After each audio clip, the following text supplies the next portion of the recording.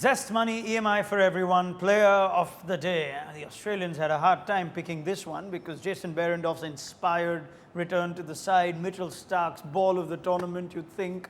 But we've gone with Aaron Finch, Michael Hussey, and for good reason. Well, you're right. It was a very tough choice because there were some excellent performers for Australia today. But I thought Aaron Finch's 100 in difficult conditions. You've got to remember, England won the toss, elected to bowl first. The ball was swinging and seaming around everywhere, and Australia, they couldn't afford to lose early wickets. Aaron Finch, he's been batting beautifully all World Cup. He batted well. He got through that tough start early, had a little bit of luck, mind you, along the way as well. But once he got going, he was still positive, played his shots, got a match-winning 100, and once Australia got to 285 on that pitch that was doing a fair bit, sure, I think Australia were in the box seat. All right, let's have a look at his innings more in detail, Michael Hussey, if you could care to join me, please. And it's a second 100 in this World Cup for Aaron Finch. It's the second 100 against England in World Cups for the Aussie captain. It just seems like this seems to settle a lot of other issues that the Australian team might have or might cost them. But the form of Aaron Finch and just the way that he's played with a lot more responsibility this World Cup, even though he's been aggressive.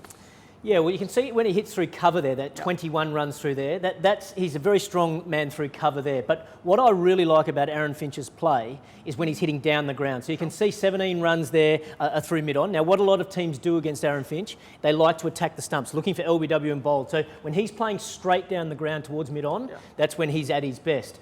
Strong area through mid-wicket as well. I think that would have been a combination of flicks off the pads, but also some pull shots, good off both back and front foot. It was an outstanding innings. Look at the strike rate, only 86 this time. So that sort of suggests that it was a difficult pitch to bat on, but the 100 runs that he scored were just so important for Australia. It's the sort of day where, as a middle order batsman, you're just hoping the openers give you a start, aren't you? And that was sort of the difference between the two sides, one losing early wickets and the other not. Exactly right. Getting some of that shine off the ball, and it does get a little bit easier to bat on once that ball gets softer. So for Finch and Warner, has to be mentioned, you know, he played a good innings as well. It gave Australia the perfect foundation. They probably didn't finish off as well as they would have liked, but again, I think it suggests that it was a pretty tricky wicket to bat on. That's exactly why we've gone for Aaron Finch. In spite of Australia not having that flurry at the end, the fact that Finch got the runs early on in challenging conditions after losing the toss and being put into bat makes him our Zest Money EMI for everyone player of the day.